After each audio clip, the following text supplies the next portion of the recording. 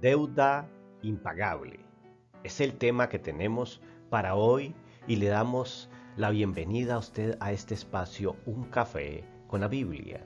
Ahora, la pregunta es, ¿ha tenido usted una deuda grande con algún familiar, ente financiero, algún banco? Si lo has tenido o no, debemos de saber que desde que nacimos tenemos una deuda que no se puede pagar humanamente. Así sea que tú tengas una gran cantidad de dinero o sea de escasos recursos. Esto no lo puede pagar el dinero. Y veamos a ver de qué se trata el tema de hoy. Estaremos en el Evangelio de Mateo, capítulo 18, verso 23 al 35. Y vamos a leer una parábola. Para aquellos que no saben de qué se trata una parábola, tenemos un video explicativo en este canal que se titula Reino de Parábolas. Ahí te explicamos la clave de la parábola, por qué Jesús las utilizaba y cómo identificar en la escritura lo que es una parábola. Te invito a escucharlo, Reino de Parábolas. Muy bien, dice el texto, por eso el reino de los cielos puede compararse a cierto rey que quiso ajustar cuentas con sus siervos. Y al comenzar a ajustarlas, le fue presentado uno que le debía 10,000 talentos. Está hablando aquí Jesús en esta parábola que había un rey que llamó a sus siervos para que le dieran cuentas a sus trabajadores. ¿Qué habían hecho con aquel dinero? Porque recordemos que 10,000 talentos equivalen a un montón de plata. En ese momento, un talento era lo que pesaba el oro o la plata. Era una medida de peso. Más o menos 21,5 kilos cada talento. Y este hombre le debía 10,000 talentos. Más adelante vamos a ver cuánto equivale eso en dinero. Pero era una gran cantidad. Pero dice el versículo 25, pero no teniendo él con qué pagar, su señor ordenó que lo vendieran, junto con su mujer e hijos, y todo cuanto poseía, y así pagará la deuda. Dice que este rey no tuvo misericordia y mandó a vender a este hombre, a esta mujer, a la esposa de este hombre y a sus hijos, porque en ese momento existía la posibilidad de vender a las personas como esclavos. Entonces este hombre tenía que trabajar gratuitamente para otro hombre muy adinerado, y a su mujer la iba a vender como sirvienta en otro hogar, y a sus hijos los iba a esparcir por los hogares como esclavos también. Pero no solo eso, sino que este hombre perdería la casa, perdería todo lo que poseía, si tenía ganado, camellos, ovejas. Dice que vendiera todo, incluso ellos mismos eran vendidos. Esto era lo peor que podía pasar a una familia, desintegrarla, estar como esclavos por muchos años y sin ningún recurso económico, porque debía 10,000 talentos. Entonces, dice aquí que este siervo, ya conmovido por lo que iba a suceder, iba a ser vendido. Dice que entonces el siervo cayó postrado ante él, ante el Señor, ante el rey este que quería venderlo. Cayó postrado delante de él diciendo, ten paciencia conmigo y todo te lo pagaré. Todo te lo pagaré. Pidió un tiempo para pagarle. Le pidió paciencia, pero que no fuera vendida su mujer ni sus hijos, que no desintegrara su familia, ni él fuera vendido, ni tampoco sus bienes. No sé qué iba a hacer este hombre, pero él le prometió al rey, ten paciencia conmigo y yo te lo pagaré. ¿Cuál es la respuesta del rey? Y el señor de aquel siervo tuvo compasión, lo soltó y le perdonó la deuda. Aquí hay tres palabras interesantes. 10,000 talentos eran muchos bienes, mucho dinero. Pero dice que el señor de aquel, es decir, el rey de aquel siervo, tuvo compasión, tuvo misericordia, vio la necesidad humana en él. Y al tener compasión dice que lo soltó, no lo encarceló, sino que lo soltó. Y no solamente tuvo compasión y lo soltó, sino que también le dijo: tú no me debes nada ya. Los 10,000 talentos se los había perdonado. Dice, le perdonó la deuda por esa compasión que tenía el rey para con este hombre. Le dio la libertad.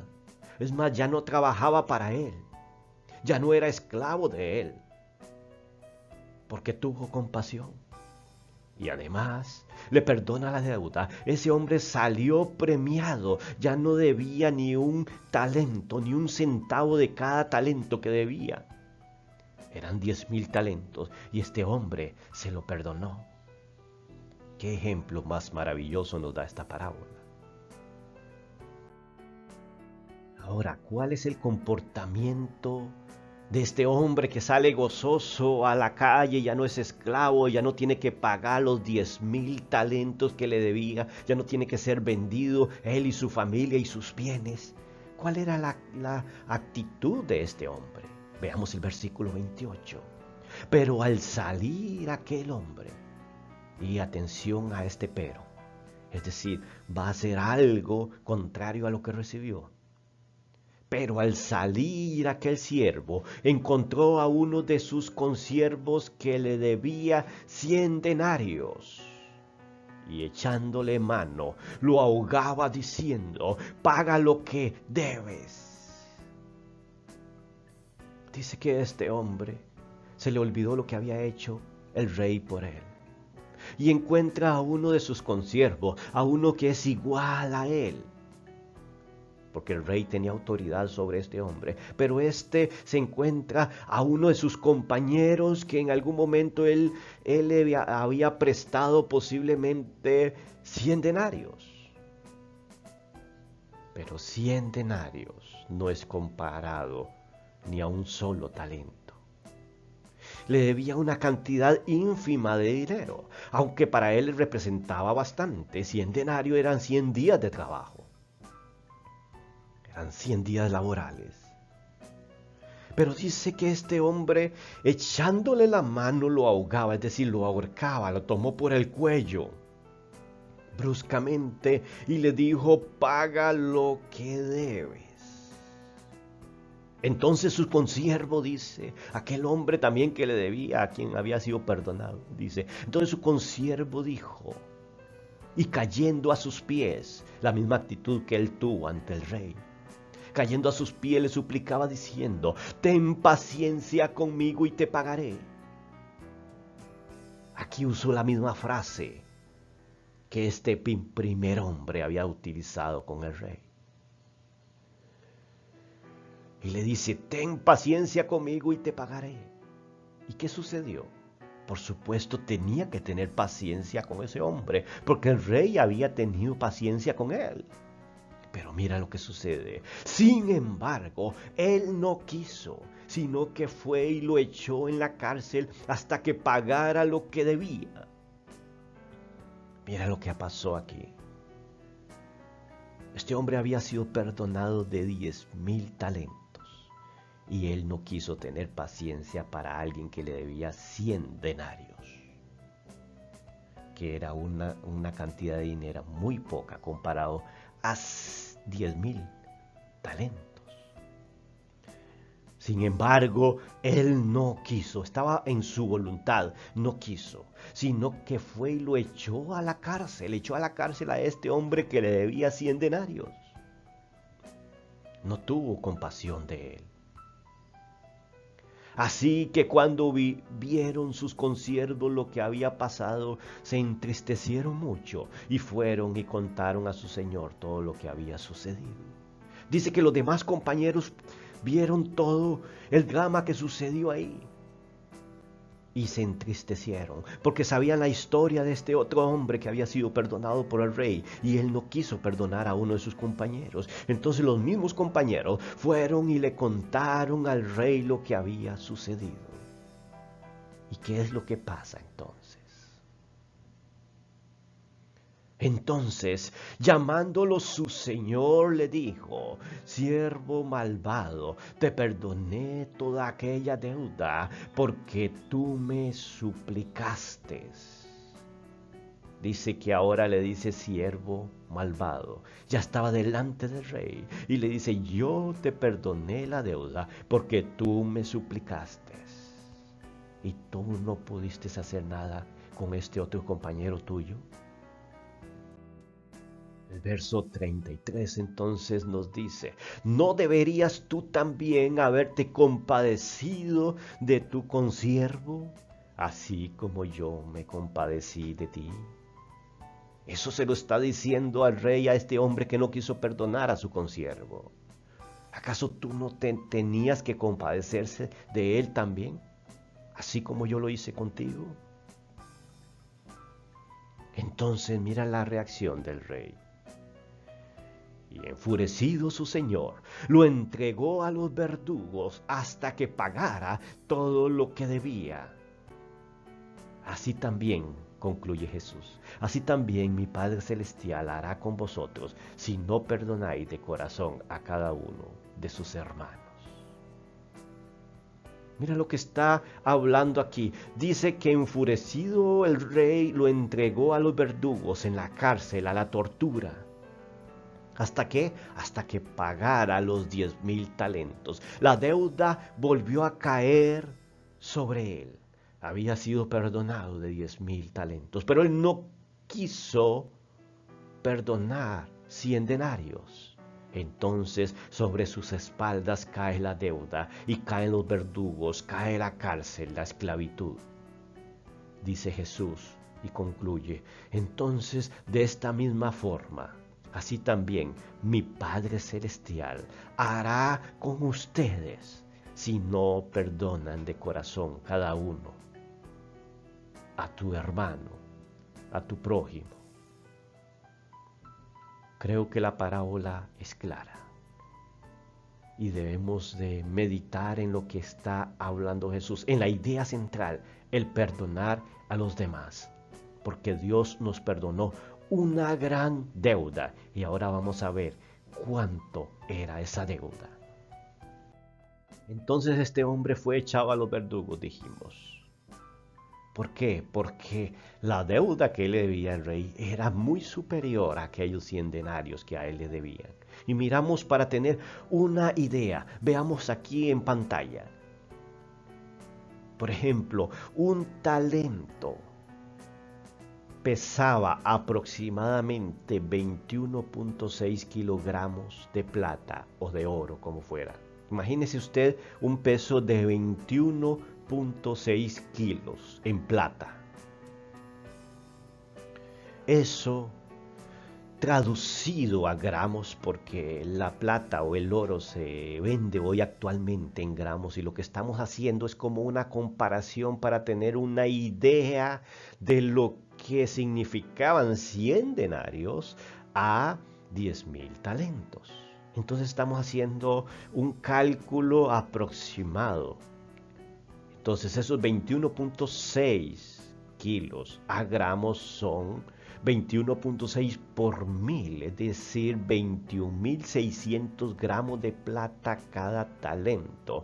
Pero 21.600 gramos de plata por 10,000 talentos, porque él le debía 10,000 talentos, son 16 millones de gramos de plata. 16 millones de gramos de plata. O 16,000 toneladas de plata. Mira lo que está hablando aquí. ¿Y cuánto era? ¿Y cuánto eran 100 denarios? Si un denario aproximadamente pesaba 4 gramos de plata, un denario, eso solamente lo podemos multiplicar por 100. 4 gramos por 100, estamos hablando de 400 gramos de plata. Entonces vemos la relación entre 400 gramos de plata que le debían a este hombre a 216 millones de gramos de plata. Hagámoslo más fácil. Si esto fuera tu moneda local, colones o dólares, no importa. Son 216 millones de colones que él debía al rey. Y a él le debían 400 colones. Pues ahora tenemos la relación matemática de una a otra. ¿Por qué esto? Porque él no quiso perdonar 400 colones, pero a él se le perdonaron 216 millones de colones, por decirlo de alguna forma, para tener una aproximación de la cantidad de perdón que tuvo este hombre. Aquí están los datos. Entonces, esta es la deuda que teníamos con el Señor. Era una deuda impagable. Y veamos lo que dice el texto. Romanos capítulo 3, verso 23 en adelante nos habla sobre esa deuda que teníamos. Era impagable. No podíamos hacer nada por cancelarla. Porque dice Romanos, por cuanto todos pecaron y están destituidos de la gloria de Dios. Cuando dice que todos pecaron, es todos sobre la faz de la tierra. Todas las personas pecaron. Y entonces estamos destituidos de la presencia de Dios, del reino de los cielos. Siendo justificados, sigue diciendo Romanos, siendo justificados gratuitamente por su gracia. Nos está hablando que ya somos justos, pero no porque tú hayas pagado un centavo o hayas hecho muchas obras para pagar eso. No es porque yo sea muy justo, sino que siendo justificados gratuitamente, como lo hizo el rey con aquel hombre, le perdonó la deuda. No tuvo que pagar un centavo, siendo justificado gratuitamente por su gracia, porque a él le plació, mediante la redención que es en Cristo Jesús. ¿Cómo somos justificados? Por medio de la redención. Y redención quiere decir comprar lo que se había robado. Sí, es como rescatar aquello que antes le pertenecía a Dios y va y lo rescata porque había sido robado. Cristo se ofrece como precio para pagar esa deuda. Pero todos fuimos justificados gratuitamente, a quien Dios puso como propiciación por medio de su fe en su sangre, para manifestar su justicia a causa de haber pasado por alto en su paciencia los pecados pasados. Mire lo que está diciendo. Dice que Él pasa por alto, como lo pasó el rey ante su deudor.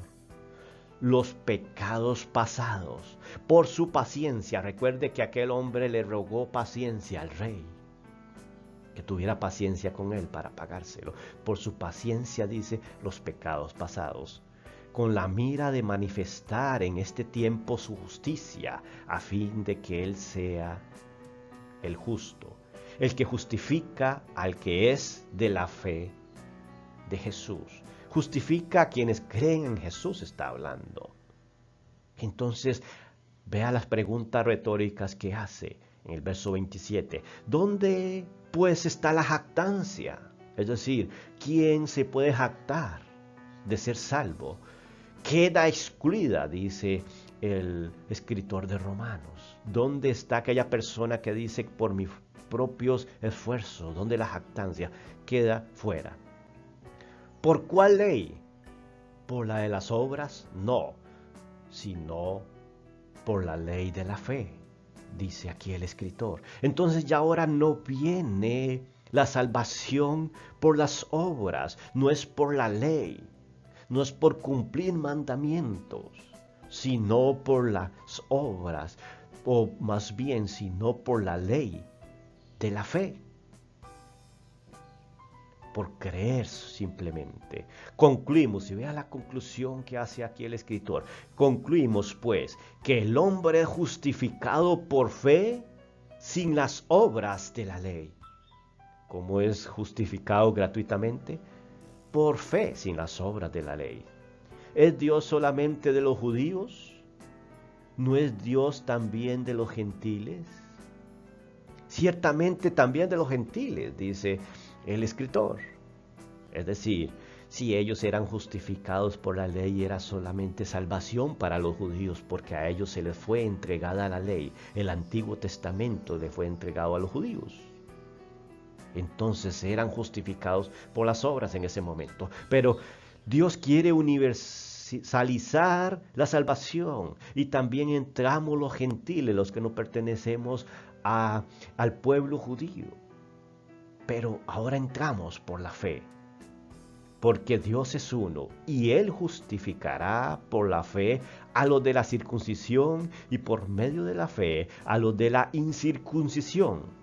¿Qué está hablando aquí? Que Él nos justificará a todos. Aquellos que están circuncidados representan el pueblo de Israel, el pueblo judío, el pueblo escogido por Dios, pero también a los de la incircuncisión, es decir, a los gentiles, nosotros, porque Dios es uno. Él nos justificó a nosotros, nos perdonó la gran deuda que teníamos para con Él. Tal vez a alguno de ustedes les quede un poco extraño escuchar de que no somos salvos por obras, sino más bien por fe. Y es que veamos algunos textos para tener bien claro este tema. Efesios 1:6 dice: para alabanza de la gloria de su gracia, que gratuitamente ha impartido sobre nosotros el amado. Dice que fue gratuito, es decir, nosotros no tuvimos que hacer nada a cambio. En Él tenemos redención, mediante su sangre, el perdón de nuestros pecados según la riqueza de su gracia. Fuimos perdonados los pecados porque Él pagó con sus riquezas por la gracia que ha hecho abundar para con nosotros, dice. Pero mira el texto que sigue en Efesios 2:8. Porque por gracia habéis sido salvos. ¿Por medio de las obras, dice? No, por medio de la fe. Y esto no es de vosotros, esto no es de ustedes, sino que es un don de Dios. Cuando dice que es un don de Dios, es un regalo, y un regalo no se cobra, no tiene precio, sino que es don de Dios. Y mira el verso 9. No por obras, para que nadie se gloríe. Usted sabía que si nosotros somos salvos por obra, nos gloriamos y decimos, porque nosotros somos buenos, porque yo hago muy buenas obras, por eso me voy a salvar. Pero Jesús, Dios Cristo, no quiso que nos salváramos por obras, porque nadie podía salvarse por obras. Porque esto no es de nosotros, porque nos jactamos. Y entonces dice, para que nadie se gloríe.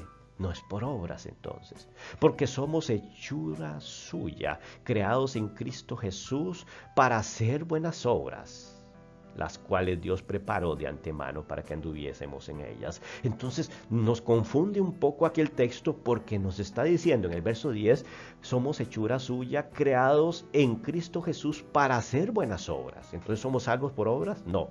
El verso dice que somos salvos por fe. No por obra, lo dice claramente. Las obras vienen después de que somos hechura suya, imagen suya. Cuando nos convertimos en hijos de Dios, el fruto de nuestra fe produce obras. Mira cómo lo está diciendo, porque somos hechura suya, creados ya. Ahora somos nueva criatura, creados en Cristo Jesús. ¿Para qué?